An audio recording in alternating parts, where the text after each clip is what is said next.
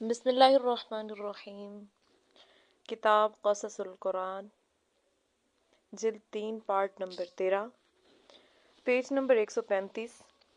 قرآن عزیز کی ان آیات میں ذوالقرنین کا جو واقعہ مذکور ہے، اگر اس کو ان واقعات کے ساتھ تطبیق دیجئے جو گزشتہ صفحات میں تورات اور تاریخ قدیم کے حوالہ جات سے نقل کیے گئے ہیں، تو آپ خود یہ فیصلہ دیں گے کہ تاویلات، تخمینی قیاس آرائیوں اور غیر معلوم احتمالات سے محفوظ رہ کر ذوالقرنین کا اطلاق خورس کے سوا اور کسی شخصیت پر نہیں ہوتا، مگر اس فیصلہ کی حقیقت پر عبور حاصل کرنے کے لیے اسبت ضروری ہے کہ سورہ کہف کی زیر مطالعہ آیات کے مطالب کا تجزیہ کر کے ان کے ساتھ خورس سے متعلق تاریخی واقعات کی مطابقت کو واضح اور روشن کر دیا جائے۔ پس ذوالقرنین کے متعلق قرآن عزیز نے کن حقائق کا اظہار کیا ہے اور خورس سے متعلق واقعات کس طرح ان حقائق کے ساتھ مطابقت رکھتے ہیں، سو طور ذیل میں ترتیب وار قابل مطالعہ ہیں۔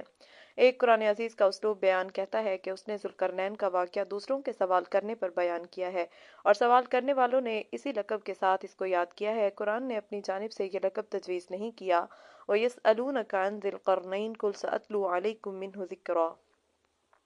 اے پیغمبر، تم سے ذوالقرنین کا حال دریافت کرتے ہیں، تم کہہ دو میں اس کا کچھ حال تمہیں کلام الہی میں پڑھ کر سناتا ہوں۔ تطبیق 1۔ صحیح روایات سے یہ ثابت ہو چکا کہ یہ سوال یہودیوں کی تلقین سے قریش مکہ نے کیا تھا، اور سوال میں یہ مذکور تھا کہ ایسے بادشاہ کا حال بتاؤ جو مشرق و مغرب میں پھر گیا، اور جس کو تورات میں صرف ایک جگہ اس لقب سے یاد کیا گیا ہے، اور تورات یہ کہتی ہے کہ دانیال کے مکاشفہ میں ایران کے ایک بادشاہ کو ایسے مینڈھے کی شکل میں دکھایا گیا جس کے 2 سینگ نمایاں تھے، اور جبرائیل فرشتہ نے اس 2 سینگوں والے مینڈھے ذوالقرنین کی تعبیر یہ دی کہ اس سے وہ بادشاہ مراد ہے جو فارس اور میڈیا 2 بادشاہتوں کا مالک ہوگا، اور یہ سیاح نبی کی پیش گوئی اور تاریخ دونوں اس پر متفق ہیں کہ ایران کا یہ بادشاہ خرس تھا جس نے فارس اور میڈیا دونوں کو ملا کر شہنشاہی کی۔ یہودیوں کو اس سے اس لیے دلچسپی تھی کہ ان کے انبیاء کے الہامات کے مطابق وہ ان کا نجات دہندہ تھا، چنانچہ یہودیوں کا دیا ہوا یہ لقب ذوالقرنین خود ایران کے شاہی خاندان میں اس درجہ مشہور و مقبول ہوا کہ انہوں نے خورس کے مرنے کے بعد اس کا مجسمہ بنایا، تو اس میں بھی تاریخی یادگار کے طور پر دانیال کے خواب کو مصور کر کے دکھایا، اور چونکہ یہ سیاح نبی کے صحیفہ میں ایک جگہ اس کو عقاب بھی کہا گیا ہے، میں خدا ہوں اور مجھ سا کوئی نہیں جو ابتدا سے انتہا تک احوال اور قدیم وقتوں کی باتیں جو اب تک پوری نہیں ہوئی بتاتا ہوں، اور جو کہتا ہوں میری مصلحت قائم رہے گی، اور میں اپنی ساری مرضی پوری کروں گا، جو عقاب کو پورب سے لاؤں گا اس شخص کو جو میرے ارادوں کو پورا کرے گا۔ باب 46 آیت 9 تا 11۔ اس لیے اصطخر کے قریب خورس کا جو سنگی مجسمہ نکلا ہے، اس کو اس مجموعی تخیل ہی پر بنایا گیا ہے کہ اس کے سر کے دونوں جانب 2 سینگ ہیں اور سر پر ایک عقاب ہے، اور خورس کے سوا دنیا کے کسی بادشاہ کے متعلق یہ تخیل موجود نہیں ہے۔ بس یہ دلیل ہے اس امر کی کہ یہود کو اپنے نجات دہندہ خدا کے مسیح اور خدا کے چرواہے کے ساتھ اس درجہ دلچسپی تھی کہ انہوں نے نبی صلی اللہ علیہ وسلم کی صداقت کا معیار اس بادشاہ کے واقعات کے علم کو قرار دیا، اور اس کے پیش نظر قرآن نے اس بادشاہ خورس کا مناسب حال ذکر کیا ہے۔ 2۔ قرآن کہتا ہے کہ وہ بہت صاحب شوکت بادشاہ تھا، اور خدا نے اس کو ہر قسم کے ساز و سامان حکومت سے نوازا تھا۔ اِنَّا مَكَّنَّا لَهُ فِي الْأَرْضِ وَآتَيْنَاهُ مِنْ كُلِّ شَيْءٍ سَبَبًا۔ ہم نے اس کو حکمرانی عطا کی اور اس کے لیے ہر طرح کا ساز و سامان مہیا کر دیا۔ تطبیق نمبر 2۔ خورس گورش کے متعلق تورات اور قدیم و جدید تاریخی حوالوں سے یہ بات ثابت ہے کہ اس نے نہ صرف ایران کی مختلف قبائلی حکومتوں کو ہی ایک شہنشاہی میں منسلک کر دیا تھا، بلکہ بابل و نینوا کی عظیم الشان حکومتوں پر بھی قابض ہو کر اپنی جغرافیائی معیشیت میں ایسی وسیع مملکت کا مالک ہو گیا تھا کہ خدا تعالیٰ نے اس کو تمام ساز و سامان زندگی و حکومت سے مالا مال کر دیا۔ 3۔ قرآن کہتا ہے کہ ذوالقرنین نے 3 قابل ذکر مہم سر کی ہیں۔ تطبیق نمبر 3۔ معتبر تاریخی شہادتیں ثابت کرتی ہیں کہ خورس نے 3 قابل ذکر مہم سر کی۔ 4۔ قرآن کہتا ہے کہ ذوالقرنین نے پہلے پچھم مغرب کی جانب ایک مہم سر کی، فَأَتْبَعَ سَبَبًا حَتَّى إِذَا بَلَغَ مَغْرِبَ الشَّمْسِ وَجَدَهَا تَغْرُبُ فِي عَيْنٍ حَمِئَةٍ۔ بس اس نے ایک مہم کے لیے ساز و سامان کیا اور پچھم کی جانب نکل کھڑا ہوا، یہاں تک کہ چلتے چلتے سورج کے ڈوبنے کی جگہ پہنچا، وہاں اسے سورج ایسے دکھائی دیا جیسے ایک سیاہ دلدل میں ڈوب جاتا ہے۔ تطبیق 4۔ یونانی مورخ ہیروڈوٹس اور بعض دوسرے مورخین کے حوالے سے ثابت ہو چکا ہے کہ خورس کو سب سے پہلی اور اہم مہم पश्चिम की जानिब पेश आई, जबकि लीडिया एशियाई कोचक के बादशाह कर्डीस के गद्दाराना तर्ज अमल के खिलाफ इसको लीडिया पर हमला करना पड़ा। यह मकाम ईरान से जानिब मगरिब वाक़ है और इसका दारुल हुकूमत सार्डीस एशिया कोचक के आखिरी मगरबी साहिल के करीब था। बकौल हीरोडोट्स खोरस की कि ये मुहिम ऐसी मौजज़ाना अंदाज में थी कि वो मगरिब की जानिब फतूहात करता हुआ 14 रोज़ के अंदर एशियाई कोचक के आखिरी साहिल पर जा खड़ा हुआ और सारडेस जैसे मुहकम व मजबूत शहर को तस्खीर कर लिया। अब इसके सामने समंदर के सिवा और कुछ न था। समन्ना के करीब बहर बीन का यही वो सा हाल है जो अपने अंदर बहुत से छोटे छोटे जजीरे रखने की वजह से झील बन गया है और इसका पानी बहुत गुदला रहता है और शाम के वक्त जब सूरज डूबता है तो यूं मालूम होता है गोया सयाह दलदल में डूब रहा है। 5 कुरान कहता है कि अल्लाह ताला ने वहाँ की कौम पर जुल्करनैन को ऐसा गलबा दे रखा था कि जिस तरह चाहे उनके साथ सलूक मामला करे, चाहे उनकी बगावत की पादाश में उनको सजा दे और चाहे तो उनके साथ उसने सलूक करके उनको माफ़ कर दे। ववजद इंदहा कौमा कुलना या ज़ल क़रनैनि इम्मा अन तुअज़्ज़िब व इम्मा अन तत्तखिज़ फ़ीहिम हुस्ना। तत्बीक 5 तारीखी हवालों और हीरोडोट्स और ज़ीनोफ़न के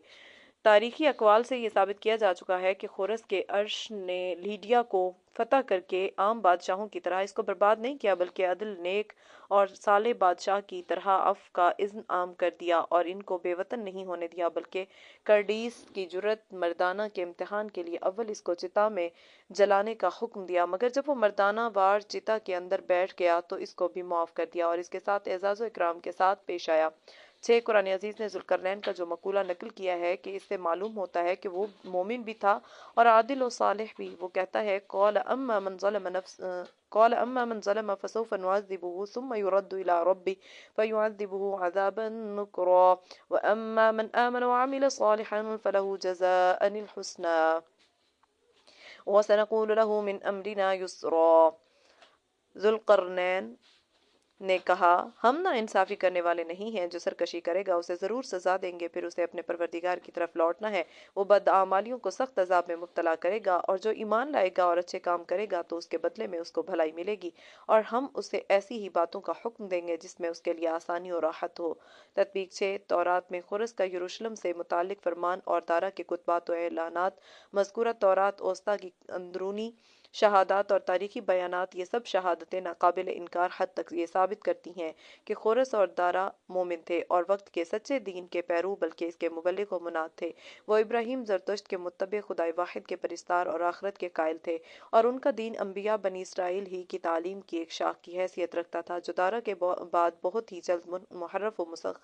मसख होकर रह गया। 7 कुरान कहता है कि जुल्करनैन ने दूसरी मुहिम मशरिक पूरब की जानिब सर की और वह चलते चलते जब सूरज निकलने की आखिरी हद पर पहुंचा तो इसको वहां खाना बदोश कबाइल से वास्ता पड़ा। सुम्मा अत्बअ सबबा हत्ता इज़ा बलग मत्लअ अश-शम्स वजदहा तत्लु अला कौमिन लम नजअल लहुम मिन दुनिहा सित्रा।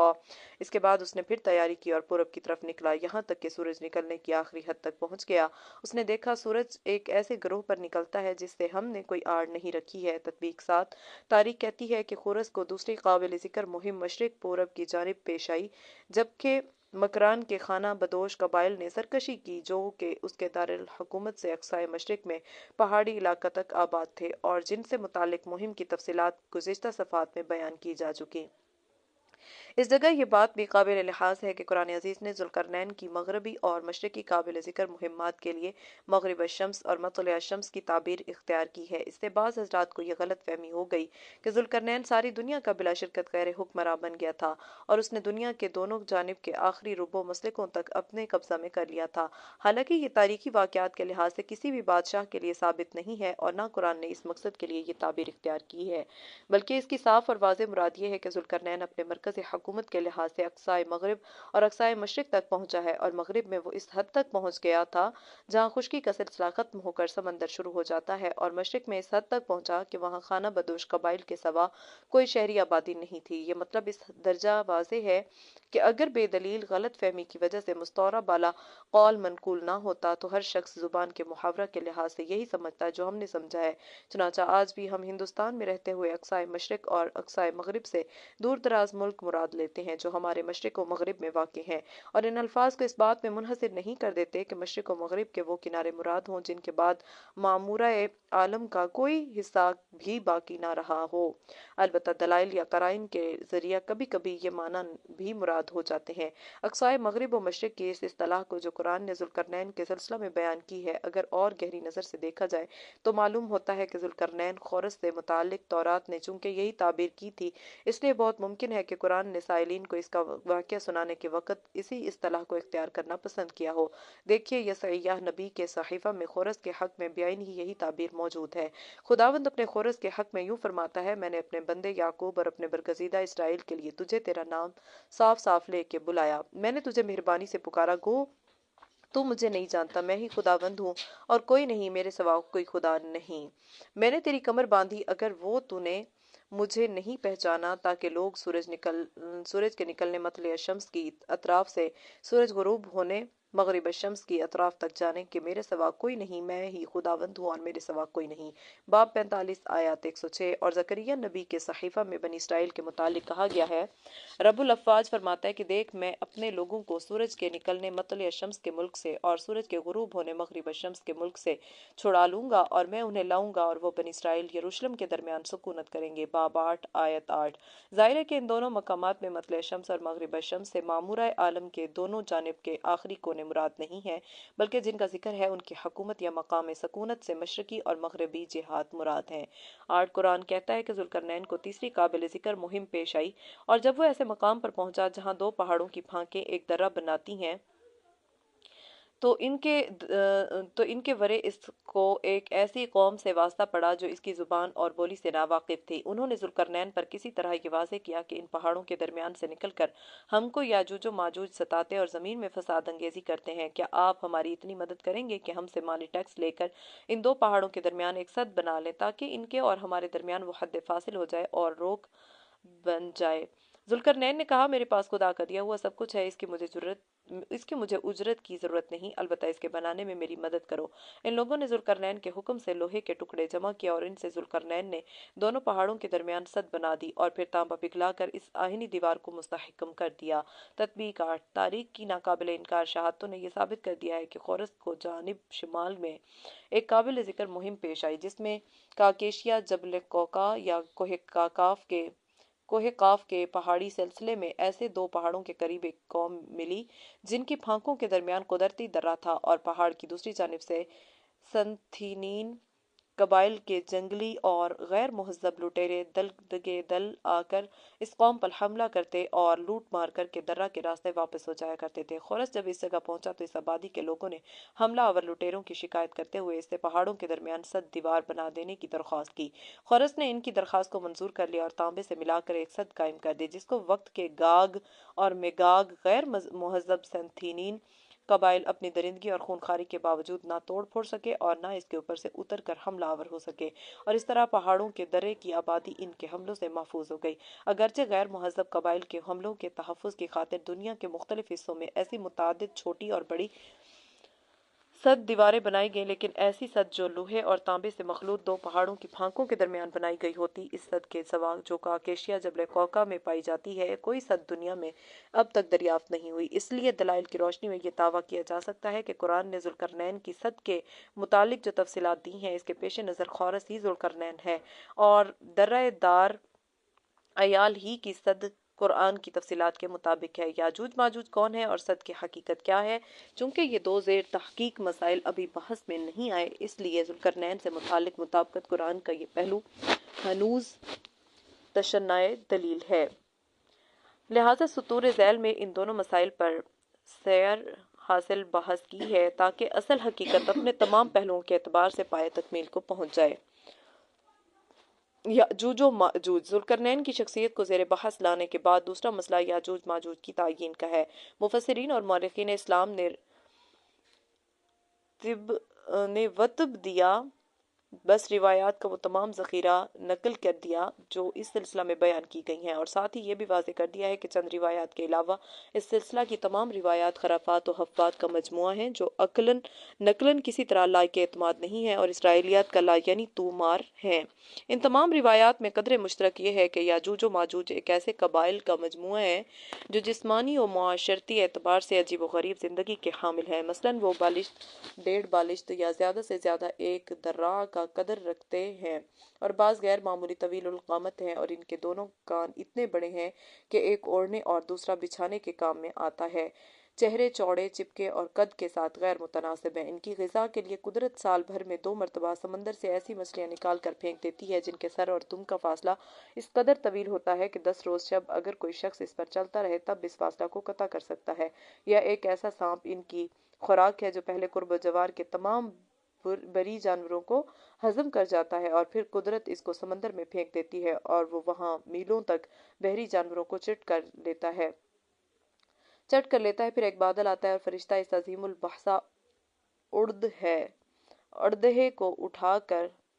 اس پر رکھ دیتا ہے، اور بادل اس کو ان قبائل میں لے جا کر ڈال دیتا ہے۔ اور یہ کہ یاجوج ماجوج ایک ایسی برزخی مخلوق ہے جو آدم کے سلب سے تو ہے مگر حوا علیہ السلام کے بطن سے نہیں ہے۔ ان روایات کو نقل کرتے ہوئے یاقوت نے معجم البلدان میں یہ رائے ظاہر کی ہے، اور میں نے جو کچھ روایات نقل کی ہیں ان کے اختلافات کے پیش نظر میں کسی طرح ان کی صحت کو باور نہیں کر سکتا، اور اس معاملے کی اصل حقیقت کا حال خدا ہی خوب جانتا ہے۔ اور بہرحال اس میں ذرا سا بھی شبہ نہیں کہ جہاں تک صد کا معاملہ ہے اس کے صحیح ہونے میں مطلق شک کی گنجائش نہیں ہے۔ اور حافظ عماد الدین ابن کثیر بدایع والنہایہ میں یہ ارشاد فرماتے ہیں وَمِن زَعْمِ أَنَّ يَأْجُوجَ وَمَأْجُوجَ خَلَقُوا مِن نُطْفَةٍ آدَمَ حِينَ احْتَلَمَ فَاخْتَلَطَ بِتُرَابٍ فخلقوا من ذلك وأنهم ليسوا من حواء فهو قول حكاه الشيخ أبو زكريا النووي في شرح مسلم وغيره ضعفوه وهو جدير بذلك أذلا دليل عليه بل هو مخالف لما ذكرناه من أن جميع الناس اليوم من ذرية نوح بنص القرآن هكذا من زعم أنهم على أشكال مختلفة وأطوال متباينة جدا فمنهم من هو كالنخلة الصحرف ومنهم أن هو غاية في القصر ومنهم من يفترش أذنا من أذنيه يتغطى بالآخرة فكل هذه بلاء دليل ورجم بالغيب بغير برهان والصحيح أنهم من بني آدم وعلى أشكالهم وصفاتهم۔ اور جس شخص نے یہ گمان کر رکھا ہے کہ یاجوج ماجوج حضرت آدم کے ایسے نطفہ سے پیدا ہوئے ہیں جو احتلام کی حالت میں نکلا اور منی میں رل مل گیا اور یہ مخلوق وجود میں آ گئی اور یہ حضرت حوا علیہ السلام کے بطن سے نہیں ہے، تو یہ ایک قول ہے جس کو شیخ ابو زکریا نووی نے شرح مسلم میں حکایت کیا اور ان کے علاوہ علماء نے اس کی تقلید کی ہے۔ بلا شبہ یہ قول اس قابل ہے کہ اس کو صحیح نہ سمجھا جائے اس لیے کہ قطعاً بے دلیل بات ہے، بلکہ اس قول کے بالکل خلاف ہے جو ابھی ہم بیان کر چکے ہیں کہ نص قرآن سے یہ ثابت ہے کہ کائنات کی موجودہ انسانی مخلوق کا ہر فرد حضرت نوح کی اولاد میں سے ہے۔ اس طرح یہ قول بھی غلط اور بے دلیل ہے کہ یاجوج ماجوج عجیب عجیب مختلف شکلوں اور متضاد قد و قامت کے مخلوق ہیں، بعض ان میں سے اتنے لامبے ہیں کہ گویا کھجور کا بہت طویل درخت ہے، اور بعض بہت ہی کوتاہ قامت، اور بعض کے کان ایسے ہیں کہ ایک کو وہ بچھا لیتے اور دوسرے کو اوڑھ لیتے ہیں۔ سو یہ تمام اقوال قطعاً بے دلیل اور محض اٹکل کے تیر ہیں، اور صحیح بات یہ ہے کہ وہ عام بنی آدم کی طرح ہیں اور انہی کی طرح شکل و صورت اور جسمانی اوصاف رکھتے ہیں۔ جلد 2 صفحہ 110۔ اور اپنی تفسیر میں تحریر فرماتے ہیں وَهَذَا قَوْلٌ غَرِيبٌ جدًا لا دلیل علیہ لا من عقل ولا من نقل ولا يجوز الاعتماد منها على ما يحكيه بعض اہل الكتاب لما عندهم من الاحاديث المفتعلہ۔ اور یہ قول بلا شبہ ایک اچھمبا قول ہے کہ جس کے لیے نہ عقلی دلیل ہے نہ نقلی، اور بعض اہل کتاب نے جو اس سلسلہ میں حکایات بیان کی ہیں اس مقام پر کسی طرح ان پر بھروسہ کرنا درست نہیں ہے، اس لیے کہ ان کے پاس تو اس قسم کے من گھڑت قصوں کی کوئی کمی نہیں ہے۔ جلد 6 صفحہ 72 سورہ کہف۔ اور دوسری جگہ ارشاد فرماتے ہیں وقد ذکر ابن جریر منہما عن وہب ابن منبہ اثرا طویلا عجیبا فی سیر ذی القرنین وبناءہ السد وکیفیت ما جرى له وفيه طول وغرابة ونكارة في أشكالهم وصفاتهم وطولهم وقصر بعضهم وآذانهم۔ جلد 6 صفحہ 172۔ ابن جریر نے اس مقام پر وہب بن منبہ سے ذوالقرنین کی سیاحت اور صد کی تعمیر اور اس سے متعلق کیفیات کے بارے میں ایک طویل اور عجیب اثر نقل کیا ہے۔ دراصل وہ ایک طویل اور اچنبھی داستان ہے اور اس میں ان یاجوج و ماجوج کی شکلوں، صورتوں، ان کے طویل و کوتاہ ہونے اور ان کے کانوں کے متعلق اچنبھی اور غیر معقول باتیں ہیں۔ حافظ ابن حجر عسقلانی اس عجیب و غریب قول کی تردید کرتے ہوئے ارشاد فرماتے ہیں: ووقع في فتاوى الشيخ محي الدين يأجوج ومأجوج من أولاد آدم لا من حواء عند جماهير العلماء فيكون إخوانا لأب كذا قال ولم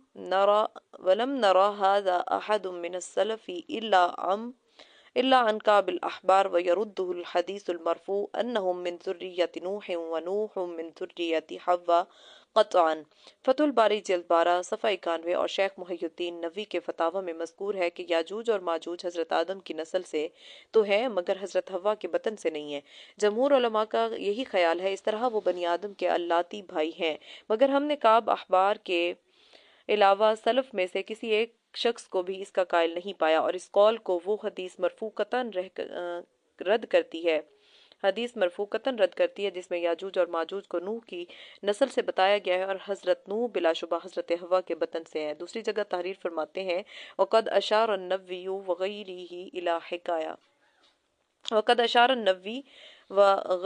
إلى حكاية من زعم أن آدم نام فاحتلم فاختلط منيه بتراب فتولد من ولد يأجوج ومأجوج من نسلی وهو قول منکر جدا لا اصل له الا عن بعض اہل الکتاب۔ فتح الباری جلد 6 صفحہ 295 اور نووی اور بعض دوسروں نے ایک ایسے شخص کی بیان کردہ حکایت کی جانب اشارہ کیا ہے جو یہ کہتا ہے کہ آدم خواب میں تھے کہ ایک مرتبہ ان کو احتلام ہو گیا اور ان کے قطرات مٹی میں رل مل گئے، بس اس سے یاجوج اور ماجوج کی نسل مخلوق ہو گئی۔ تو یہ قول ہے جو سرتاسر بےہودہ اور بے اصل ہے، بعض اہل کتاب کی حکایت کے سوائے اس کی کوئی حقیقت نہیں ہے۔ حافظ ابن کثیر اپنی تاریخ میں فرماتے ہیں: ثم هم من ذریة نوح لأن الله تعالی اخبر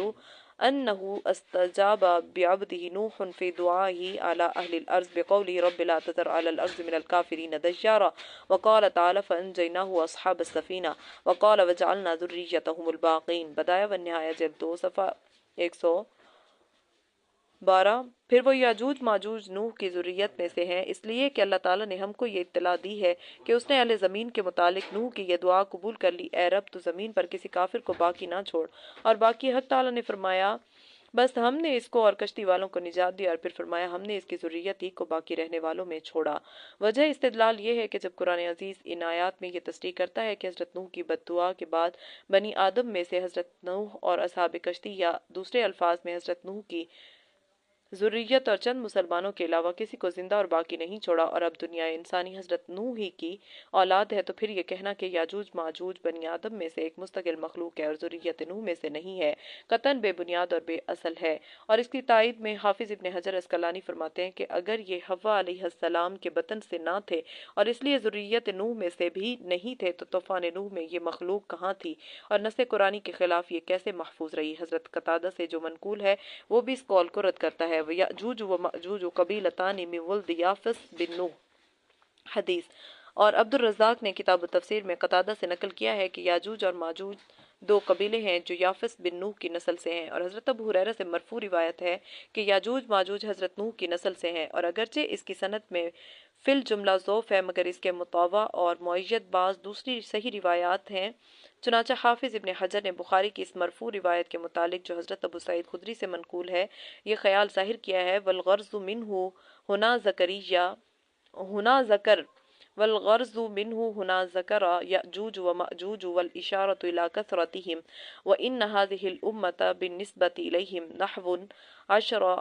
العشر وانہم من ذریۃ آدم ردا علیج من قال خلاف ذلك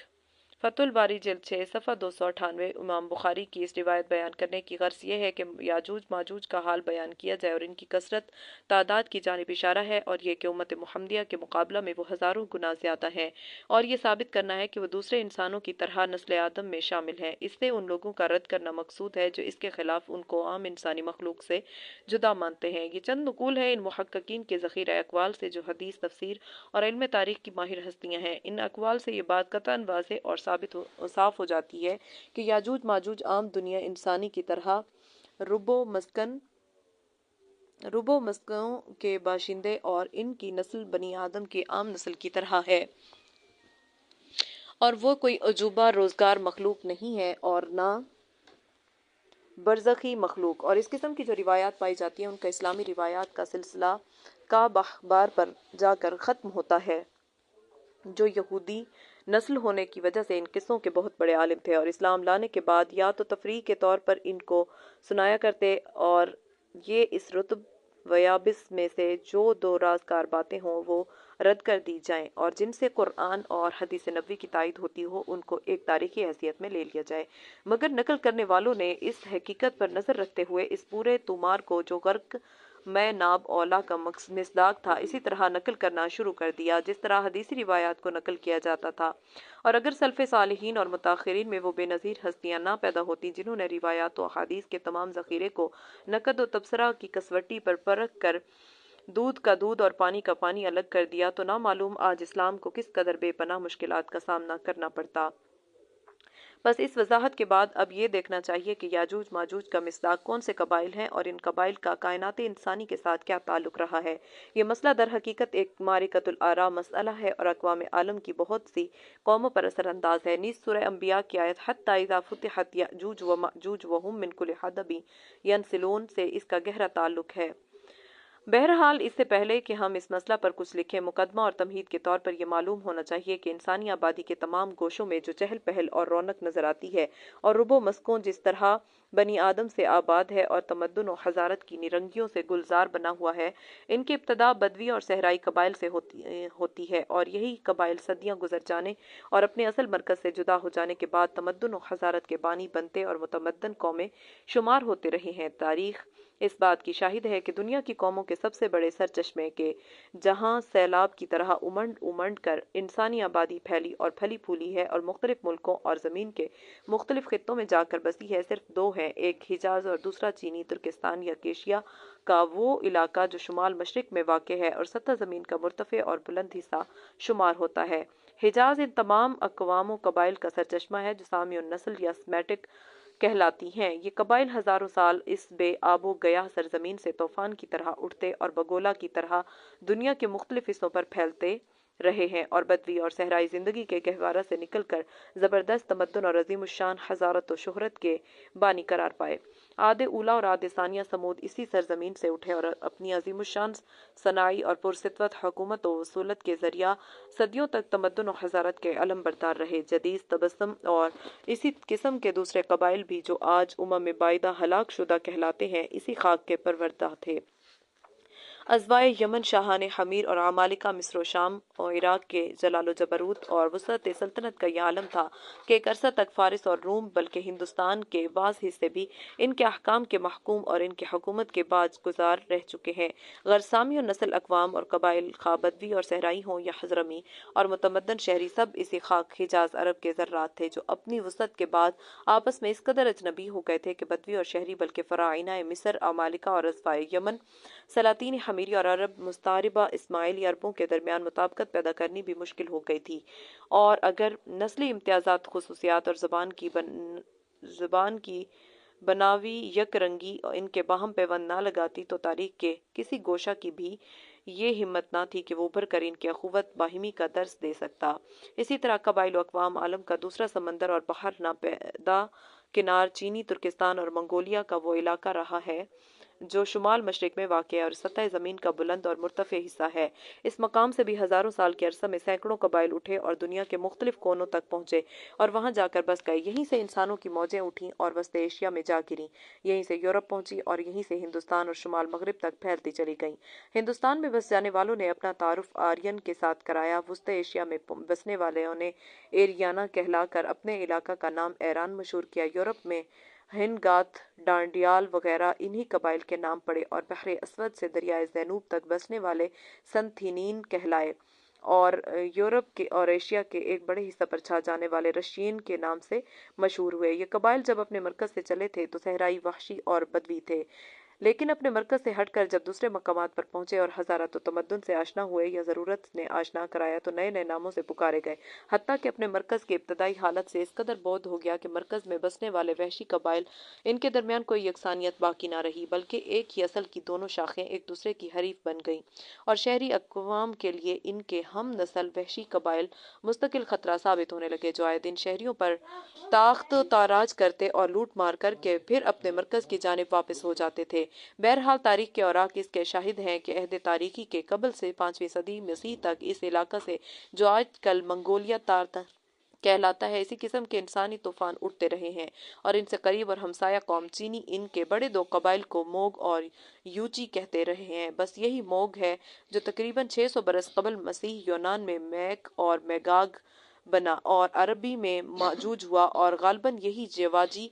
यूनानी में युगाग और इब्रानी और अरबी में याजूज और माजूज कहलाया। लेकिन जब ये कबाइल दुनिया के मुख्तलिफ हिस्सों में जाकर आबाद हुए और बहुत से कबाइल पहले की तरह अपने मरकज़ ही में वहशी और सहराई बने रहे तो इस इख्तलाफ तमद्दुन और मईशत ने ऐसी सूरत इख्तियार कर ली कि इन कबाइल के वहशी और सहराई जंगजू तो इसी तरह याजूज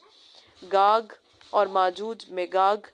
के नाम से मौसूम रहे, मगर मुतमद्दन और शहरी कबाइल ने मुकामी खसूसियात और इम्तियाज़ात के साथ साथ अपने नामों को भी भुला दिया और नए नए नामों से शोहरत पाई और फिर यह तकसीम इस तरह कायम हो गई कि तारीख के अहद में भी इसको बाकी रखा गया और वस्ते एशिया के ईरानी, एशियाई और यूरोपियन, रूसी और दीगर यूरोपियन कौमें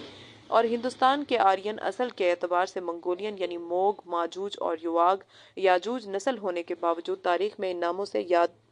नहीं किए जाते और याजूज माजूज का नाम सिर्फ इन्हीं कबाइल के लिए मखसूस कर दिया गया जो अपनी गुज़िश्ता हालत, वहशत और बर्बरियत और गैर मुतमद्दन ज़िंदगी में अपने मरकज़ के अंदर मौजूद है। मुख्तलिफ सदियों में कत्ल गारत और लूट मार करने के लिए अपनी हम नस्ल मुतमद्दन अक़वाम पर हमले करते रहे हैं और इन्हीं के वहशियाना हमलों की हिफाजत के लिए और मशरकी ताख्त व ताराज से बचने के लिए मुख्तलिफ अक़वाम ने मुख्तलिफ दीवारें और सद कायम की और इन्हीं में से एक वो सद है जो ज़ुल्करनैन ने एक कौम के कहने पर दो पहाड़ों के दरमियान लोहे और